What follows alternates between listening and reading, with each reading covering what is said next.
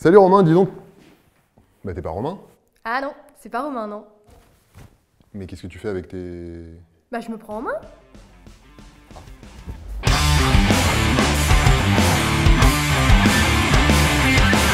Le cancer du sein, c'est le cancer féminin le plus fréquent et le plus meurtrier aussi.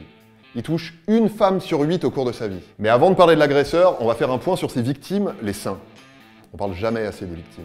Les seins, c'est quoi? Enfin, on sait ce que c'est, mais comment c'est fait? Eh ben, les seins, c'est composé d'une glande mammaire qui a la particularité de pouvoir sécréter du lait et qui est divisée en une quinzaine, voire une vingtaine de lobes, disposés dans du tissu graisseux et entourés de tissus conjonctifs. Des ligaments soutiennent l'ensemble et le fixent au thorax au niveau du muscle pectoral.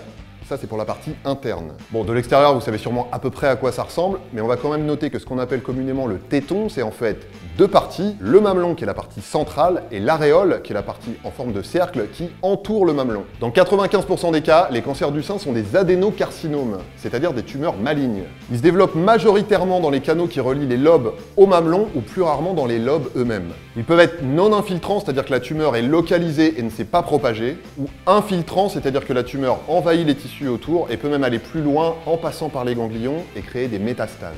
Je me prends en main. Il y a aussi d'autres formes de cancer plus rares qui peuvent toucher le mamelon ou prendre une forme inflammatoire. Il y a des traitements, notamment la chimiothérapie, la radiothérapie qu'on appelle aussi les rayons, l'hormonothérapie, mais aussi la chirurgie qui consiste à enlever la tumeur et les tissus qui ont été touchés autour, c'est-à-dire parfois le sein tout entier. Dans ces cas-là, ça peut nécessiter une autre chirurgie de reconstruction cette fois, c'est-à-dire une opération qui consiste à redonner à la patiente un sein d'apparence normale. Ces traitements peuvent être lourds et éprouvants aussi bien physiquement que psychologiquement, mais si le cancer est dépisté suffisamment tôt, il peut être guéri dans 9 cas sur 10. Je me prends en main.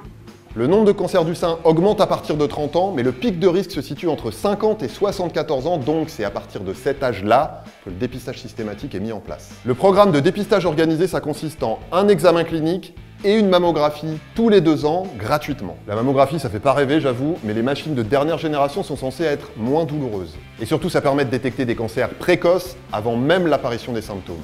Moi, je me prends en main.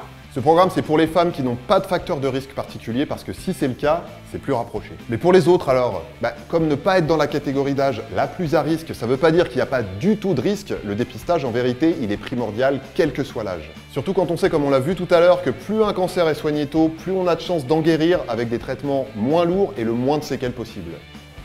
Je me prends en main. D'ailleurs, vous vous demandez peut-être pourquoi toutes ces jeunes femmes se prennent en main.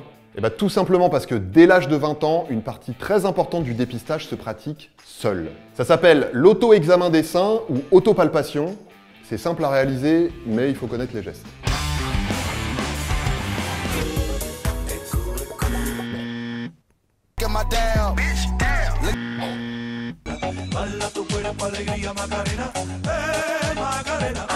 Non plus, non.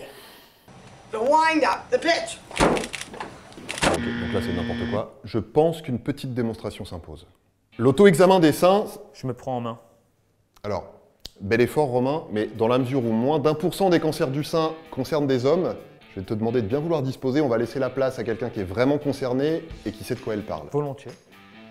Pour ne froisser ni Facebook, ni YouTube, ni ta grand-mère, cette démonstration sera effectuée sur une paire de gouttes factices. Ah oui, c'est bizarre parce qu'un téton poilu sur les réseaux sociaux, ça passe crème. Un téton sans poil, c'est le diable. Bon, c'est pas le sujet, démonstration. L'auto-examen, ça se pratique tous les mois, 7 à 10 jours après les règles ou à une date fixe et facile à retenir en cas d'absence de règles. Placez-vous torse nu face à un miroir et commencez par regarder vos seins. Vérifiez qu'il n'y a rien d'anormal comme un écoulement, une grosseur, quelque chose d'inhabituel au niveau de la peau. Recommencez en mettant vos mains sur les hanches, puis en levant les bras, puis en vous penchant en avant. Ensuite, mettez une main derrière la tête et palpez le sein du même côté avec les 3 doigts du milieu. Vous savez, comme les scouts. Commencez par l'aisselle, puis parcourez toute la surface de la poitrine en faisant une spirale. Terminez par le mamelon et pressez-le doucement pour voir s'il n'y a pas un écoulement anormal. Ensuite, faites la même chose de l'autre côté.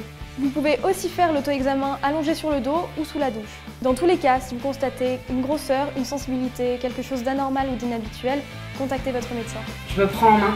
Je me prends en main. Je me prends en main. Bah moi je me prends en main. Et toi? Et toi?